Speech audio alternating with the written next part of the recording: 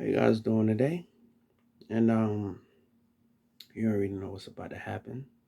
Welcome to another video. I love you, I love you. I love you today and tomorrow. Welcome to another video.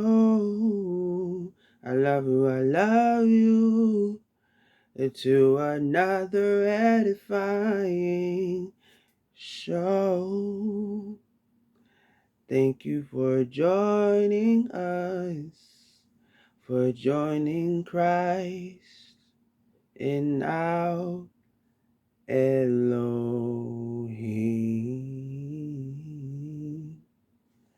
All right.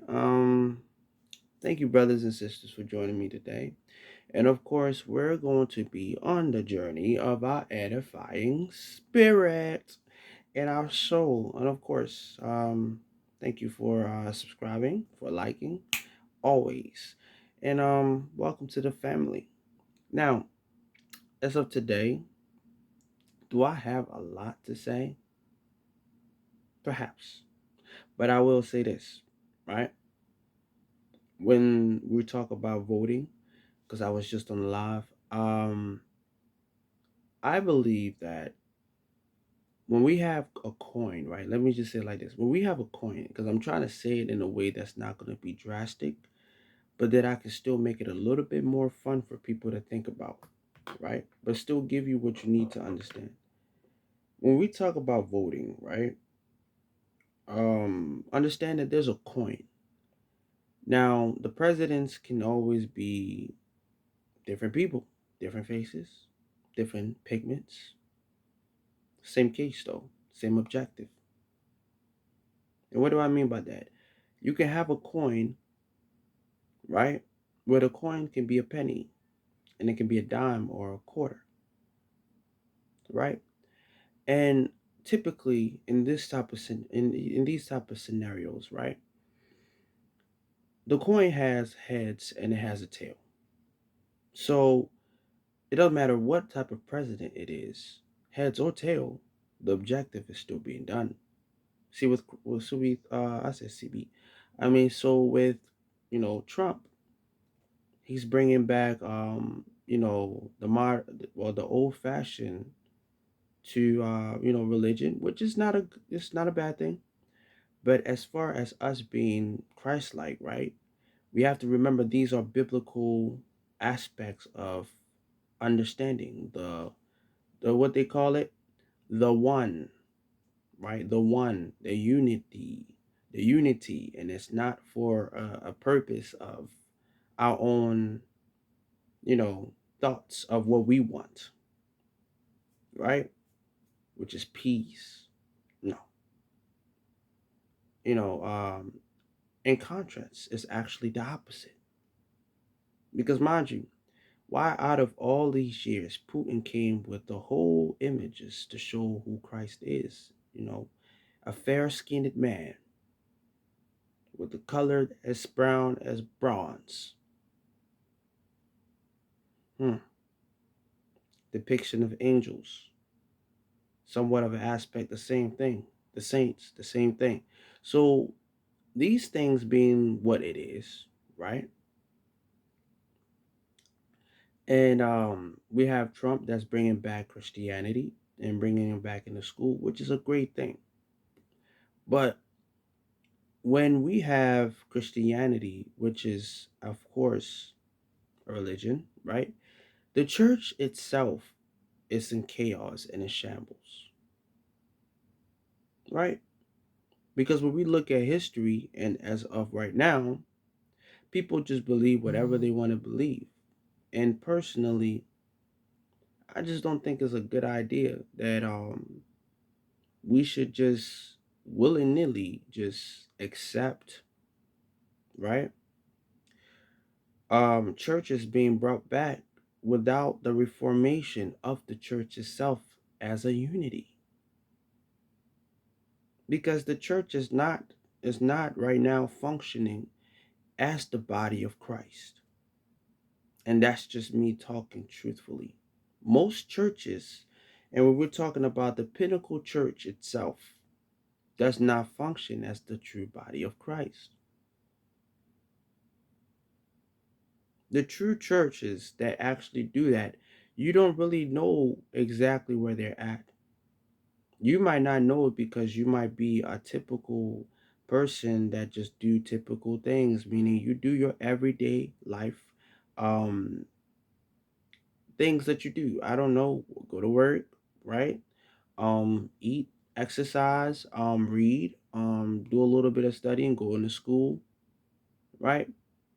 Wake up, go to sleep, shower, maybe brush your teeth, right? Whatever the case that is to some people, right? It's not the case for everyone.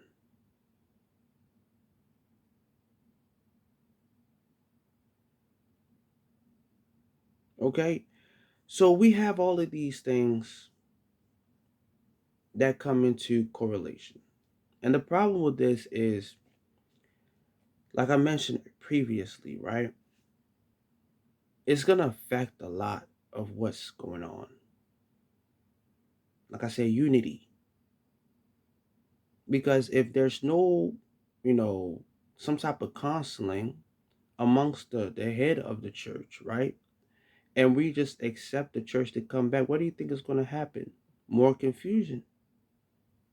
Because there's a lot of people out here that speak your truth rather than the truth.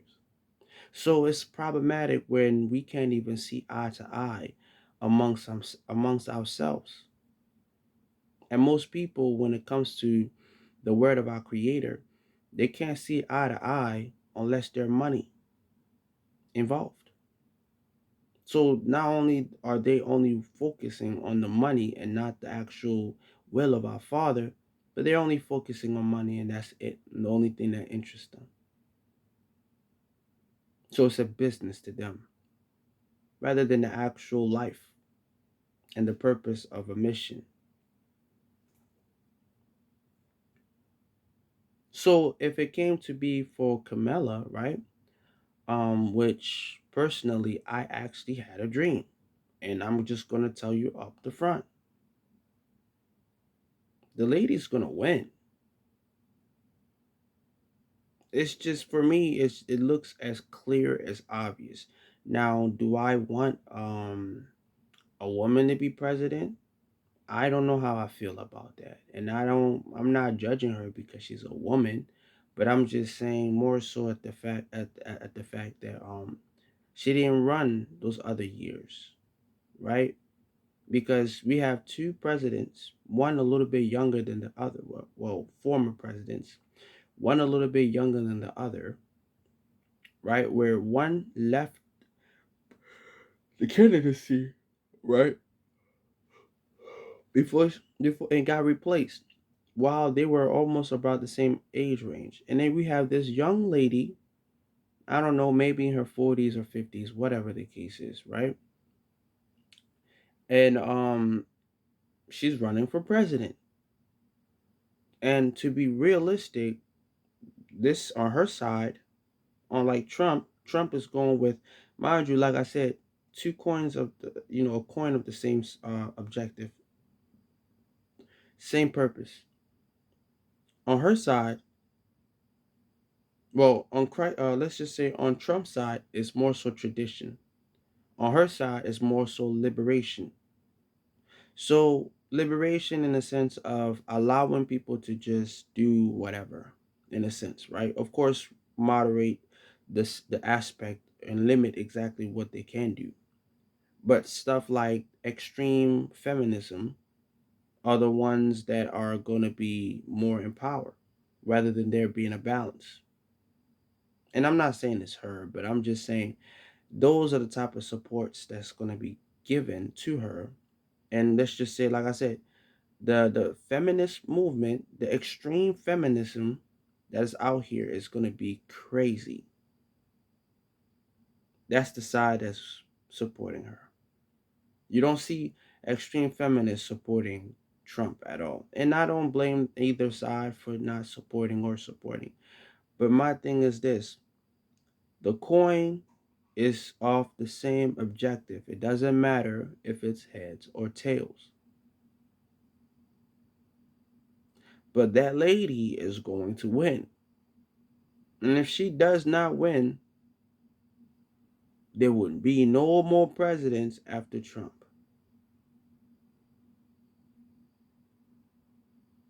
If she does not win and it's Trump that wins, there will be no more presidents after Trump.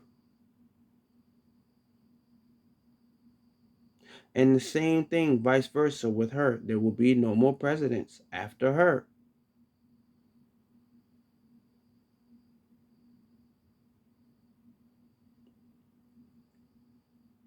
Because right now it's not about necessarily who can do better in the as a president or who's going to make better promises.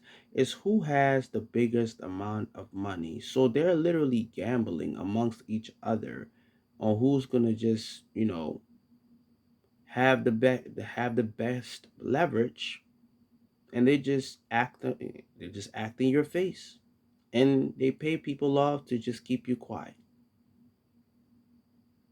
It's just very simple. I had a dream about this lady personally, Miss Camilla. And I don't got no problem with her or anything like that. But that dream, when I have dreams about people, majority of the time it's real. The lady is gonna win. And I'm telling you guys this first, so when it happens, don't nobody tell me. And I'm not saying that it's a revelation, but if it is to be a revelation, right? I said it first. I don't like to make assumptions, but I will tell you that it will happen. And not only will it happen, I said it first.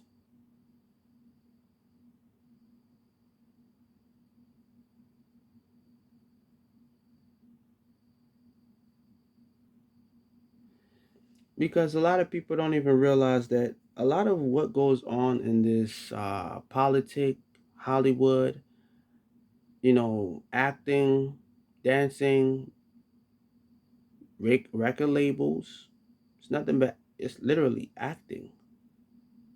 They will literally stage dramas just so that you can be tuned in to what they're doing. And they pay people to do that. What do you think celebrities do when it comes to publicity? How do you think, let me ask you this. How do you guys think, you know, all of these news reporters, I said news reporters, but yeah, these TMZ, all of these people pop up to celebrities' places without celebrities even knowing that they're going to pop up, right? Coincidentally, just out of random, they just pop up to a place that they shouldn't be. How many times do you think that that's actually a coincidence? It's just random. If it's not staged. This show that has been running for years and years, our forefathers, right? Majority of you guys' predecessors have been dealing with these things, and they didn't know any better. They passed along the same knowledge that they've retained to keep survival instincts and keeping, themselves to preserve, so that they can live as long as they can until you arrive, just so that you know the truth. Some of them knew, some of them didn't. Some of them actually partook in the partition of accepting these type of things to actually partake in this state that we call a nation, the United States of America.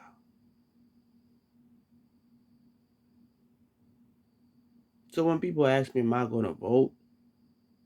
I'm going to basically accept the same thing, the same conditions. I'm better off not. One thing I learned is when you accept a certain term and condition, there are things that come with it. So imagine like you accept somebody term to a condition, and they say, hey, you can work for this company, but we can come and check you any given time just because you work for us. And that's a contract. I'm not really too fond of contracts. I read everything. So when people try to do dumb stuff, I'm gonna be that. Whoa, whoa, whoa, whoa. Article 219 ABC 3123. It doesn't state that in here. Who are you talking about? What are you talking about?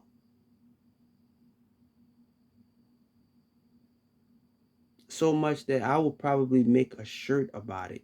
I would get a fake tattoo made just so that I can remind you every day for you to see this, that this is a part of the agreement and this and that and the third.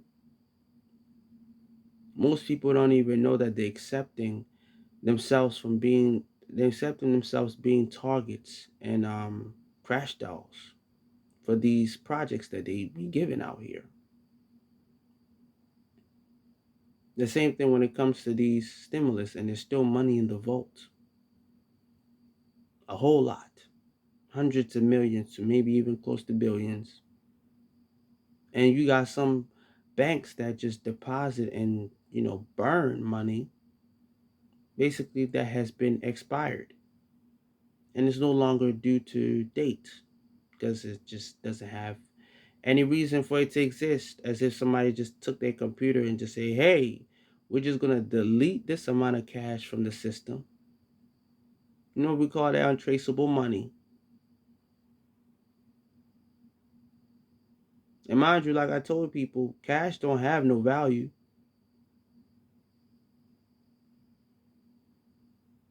It really don't. Like a gram of gold itself can be worth more than your dollar bills. Real pure gold, it could be worth more than your dollar bill.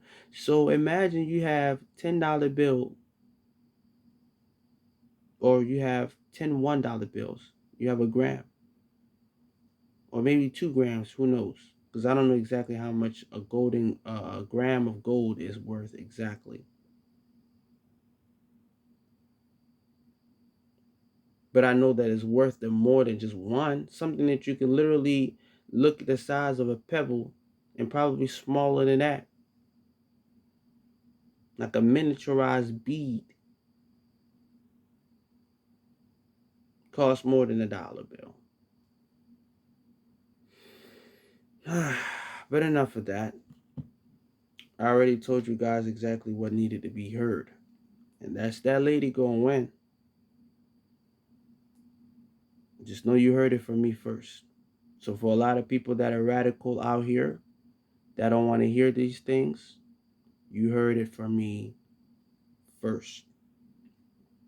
Now, the topic of today, let's get into the word, right? It states what?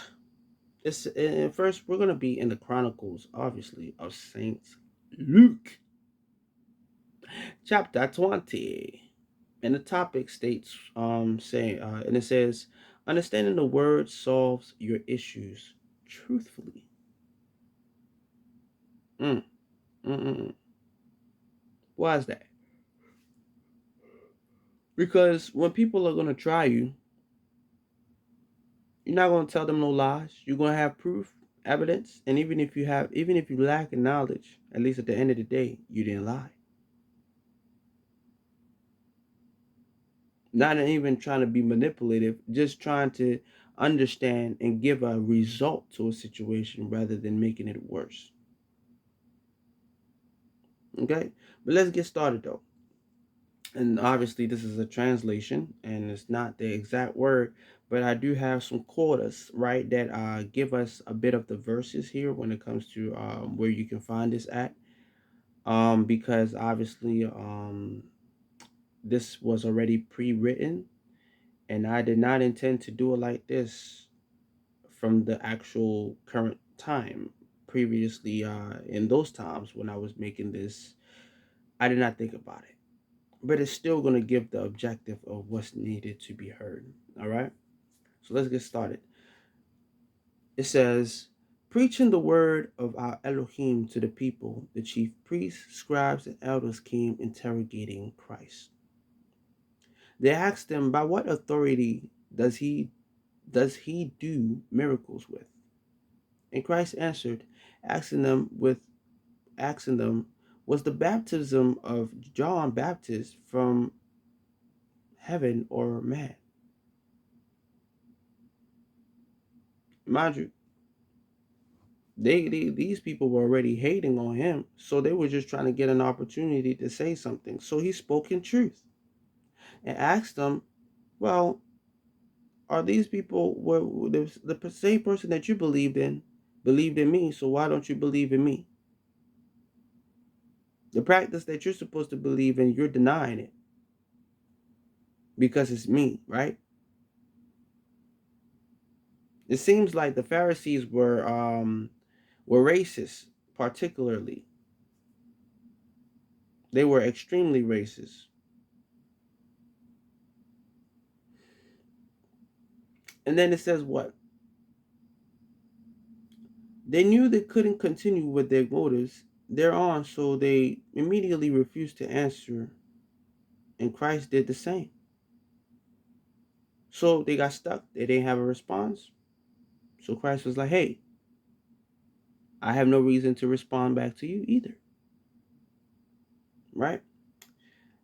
Then he began and gave them a parable, and it was in verse 9 through 17. A certain man, yeah, let's continue. Forgive me. Then the next verse says, "A certain man planted a vineyard and gave charge to the farmer, but at the end of the season, the owner sent his servant to collect some fruits, but was brutally denied, leaving empty handed. The owner sent more to collect, and the farmer still was victor, rendering his servants shameless. The third party was sent, but failed as they wounded them worse than the previous. Then the owner sent his son in thought of them reasoning with him, but come to find out, the farmer and his council plan to kill the son, so they can take his inheritance. And so they did not worry of the owner's action until they heard of his wrath and judgment for having to bear with their foolish actions, being the same ones thinking they are in charge when they really aren't. Rebellious mindsets, foolish, lustful, greedy, chaotic. Let's just call it for what it is: hatredry, bigotry,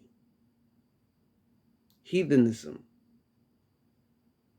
Okay, because somebody's like, "Hey, got a farm? Send me some fruits and vegetables." You're like, "No, I'm gonna kill your son." It's crazy to me. It shows you how far people are willing to take their desires and lust. Give me one moment, please. It shows you how people are willing to take things to a certain level just to what? Make themselves feel better than you. Make themselves have more things than you. It's a competition that just does not end because it's not, and they weren't even competing, these people. They were just, no. I don't know. You can have every fruit on this land, but just don't go and do this. Just don't go and touch the apple. And what did they do? They went and touched the apple. And they now became fearful when consequences was gonna come. And it's gonna come with destruction and chaos and their ending. Now they became fearful. So they started making excuses. What does the next verse say? And that was 18 through 19. The next verse says, "When the priests and scribes heard this, they vexed upon Christ, fueling them even the more, thinking he spoke of them." And that was verse 20. Because they were the jealous one. They were the ones that were like, stubborn, that knew the truth, and they just were resentful. They were destructive. They were liars, and they did so for a very long time. And the next verse says what? So they sent spies to watch Christ for any mishap or any faults they could find to accuse him amongst the governor.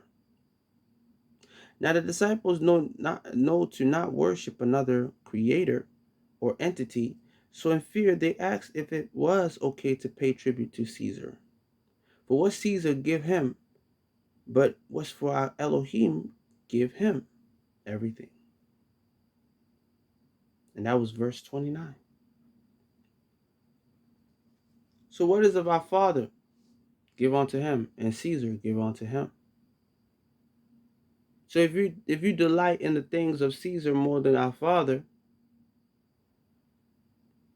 you're gonna be only worrying about the things of Caesar and not our Father. Simple. For the next verse says, from them they silenced for the seducers to appear, and none belief of the resurrection, asking Christ, for Moses wrote them in the commandments. So obviously getting served made them stop talking. But in their mind, because of their what is it called? Their arrogance, their lack of ability to accept, they denied the possibility of there being a resurrection. Although Moses was writing a lot of these stories down for it to come to pass.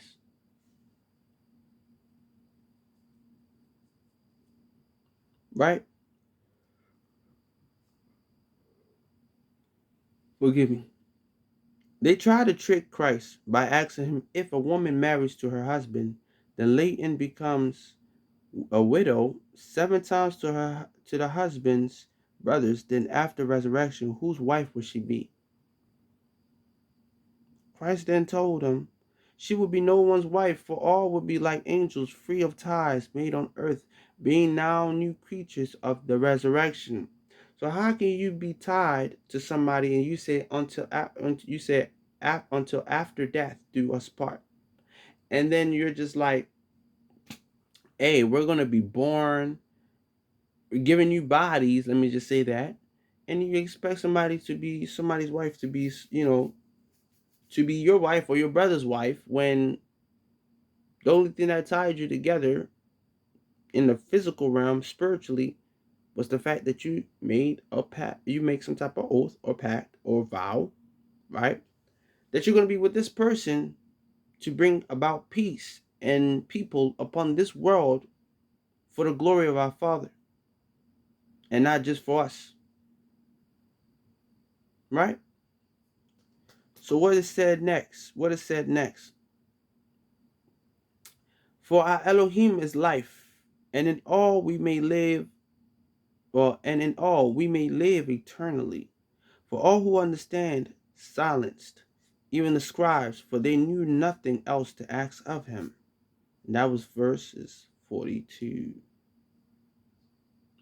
How can Christ be David's son if David, in the book of Psalms, it doesn't say, Lord says unto my Lord. So you can just say master. Master says unto my master, sit down, sit thou on my right hand, till I make thine enemies thy footstool. David called him, master. And how is he the son if he's the master?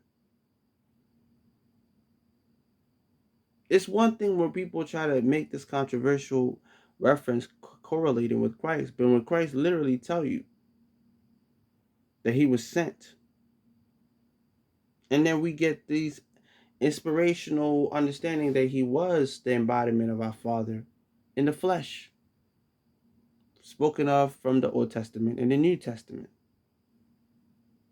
the one to come,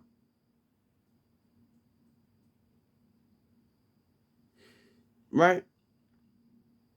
Then it says in the next verse, or the next translation, I say statement, then Christ called out the scribes in front of the disciples and said, beware of those that boast their status of faith, For they make long prayers for show, and they'll receive a greater damnation.